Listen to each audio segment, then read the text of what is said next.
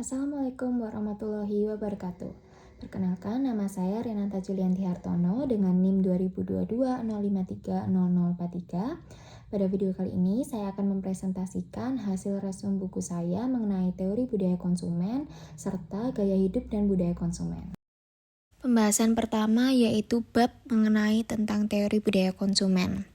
Pada bab ini terdapat 3 perspektif utama tentang budaya konsumen.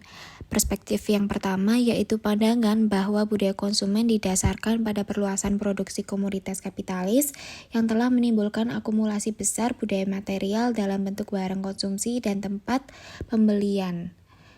Perspektif kedua yaitu pandangan sosiologis yang lebih ketat, yang menyatakan bahwa kepuasan yang diperoleh dari suatu barang berkaitan dengan akses terstruktur sosial terhadap barang-barang tersebut. Dalam sebuah permainan zero sum, di mana kepuasan dan status bergantung pada menunjukkan dan mempertahankan perbedaan dalam kondisi inflasi. Pandangan ketiga yaitu ada pertanyaan tentang kenikmatan emosional dari konsumsi, impian, dan keinginan yang dirayakan dalam citra budaya konsumen dan tempat konsumsi tertentu yang secara beragam menghasilkan kegembiraan tubuh dan kenikmatan estetika secara langsung. Memusatkan perhatian pada persoalan semakin menonjolnya budaya konsumsi dan tidak hanya menganggap konsumsi sebagai sesuatu yang berasal dari produksi tanpa menimbulkan masalah. Perspektif yang pertama yaitu produksi konsumsi.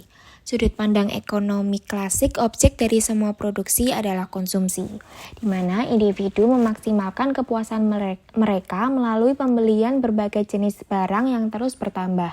Maka dari itu, sudut pandang beberapa neomarxis pada abad ke-20, perkembangan ini dianggap menghasilkan produksi yang lebih besar, serta peluang untuk mengendalikan konsumsi yang dimanipulasi.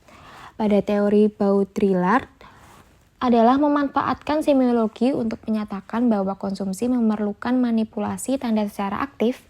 Hal ini menjadi penting bagi masyarakat kapitalis akhir di mana tanda dan komoditas bersatu untuk menghasilkan tanda komoditas. Otonomi penanda misalnya melalui manipulasi tanda di media dan periklanan. Yang kedua yaitu cara konsumsi. Karya Douglas dan Isherwood sangat penting dalam hal ini, karena penekanan mereka pada cara barang digunakan untuk menarik garis hubungan sosial. Kenikmatan kita terhadap suatu barang menurut mereka hanya sebagian berkaitan dengan konsumsi fisik, melainkan sangat terkait dengan penggunaannya sebagai penanda. Sebagai contoh, terdapat sebotol wine mungkin memiliki prestis dan eksklusivitas yang berarti tidak pernah benar-benar dikonsumsi, meskipun dapat dikonsumsi secara simbolis seperti dipandang, diimpikan, dibicarakan, difoto, dan dipegang dengan berbagai cara yang menghasilkan kepuasan yang besar. Dalam pengertian inilah simbolis dari barang-barang dapat dimanfaatkan dan dinegosiasikan ulang untuk menekankan perbedaan gaya hidup yang membatasi hubungan sosial. Dalam diskusi Douglas dan Isherwood, kelas konsumsi didefinisikan dalam kaitannya dengan konsumsi 3 kelompok barang. Yang pertama ada produksi primer misalnya makanan, lalu produksi sekunder seperti peralatan perjalanan dan modal konsumen. Yang ketiga yaitu produksi tersier seperti informasi, barang, pendidikan, seni, budaya, dan rekreasi. Yang ketiga yaitu mengkonsumsi mimpi, gambaran, dan kesenangan. Gagasan tentang nilai ekonomi saling terkait terhadap kelangkaan dan janji bahwa disiplin dan pengorbanan yang diperlukan oleh dorongan untuk mengakumulasi dalam proses produksi akan mengarah pada mengatasi kelangkaan seiring dengan terpenuhinya kebutuhan dan kesenangan. Konsumen telah menjadi gambaran budaya yang kuat dan kekuatan memotivasi dalam kapitalis dan masyarakat sosialis. Argumen serupa dapat dikemukakan sehubungan dengan istilah gaya hidup yang akan menjadi pembahasan pada bab selanjutnya. Gaya hidup dan budaya konsumen. Budaya konsumen kontemporer, istilah ini berkonotasi dengan individualitas, ekspresi diri dan kesadaran diri, gaya tubuh, pakaian, ucapan, dan lain-lain yang dianggap sebagai indikator individualitas, selera, dan selera gaya pemilik atau konsumen.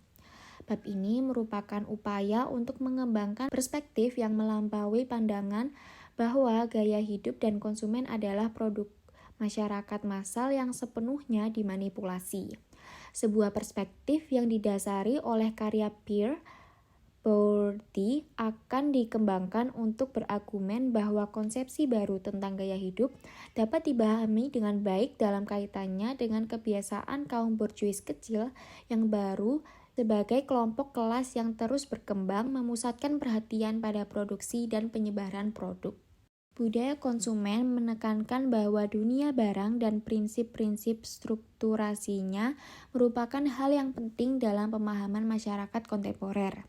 Hal ini melibatkan dua fokus. Pertama, pada dimensi budaya perekonomian, simbolisasi, dan penggunaan barang-barang material sebagai komunikator, bukan sekedar utilitas. Dan kedua, mengenai perekonomian barang-barang budaya, prinsip-prinsip pasar mengenai penawaran, permintaan, akumulasi, modal, persaingan, dan monopolisasi yang berlaku dalam lingkup gaya hidup, barang-barang, budaya, dan komoditas.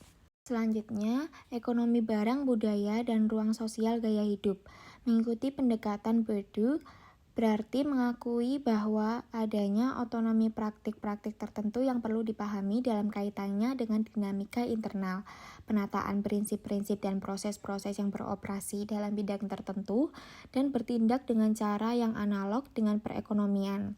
Oleh karena itu, terdapat proses persaingan pasar, tarikan dari produksi dan konsumsi, 10 kecenderungan segmen pasar dan kelompok untuk memonopoli yang terjadi dalam semua praktik sosial dengan cara yang spesifik dalam bidang-bidang yang tersebar seperti ilmu pengetahuan, olahraga, seni, penuaan, linguistik, fotografi, dan lain-lain.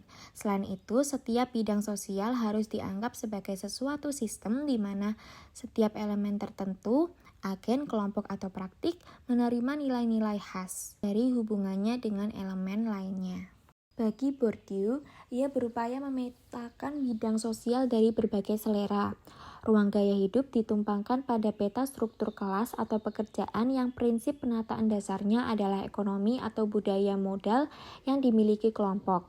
Sebagai contoh, mereka yang mempunyai modal ekonomi dalam jumlah besar seperti para industrialis, pengusaha komersial mempunyai selera terhadap jamuan bisnis, mobil asing, lelang, rumah kedua, tenis, dan lain-lain. Sedangkan mereka yang memiliki modal ekonomi dan budaya yang rendah memiliki selera terhadap sepak bola, kentang, anggur merah biasa, menonton olahraga, dan tarian publik.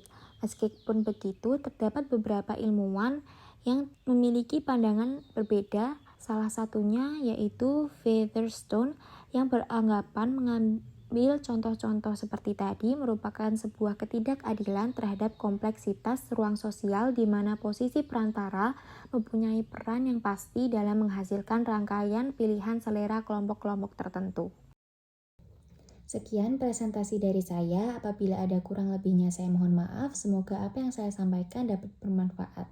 Wassalamualaikum warahmatullahi wabarakatuh.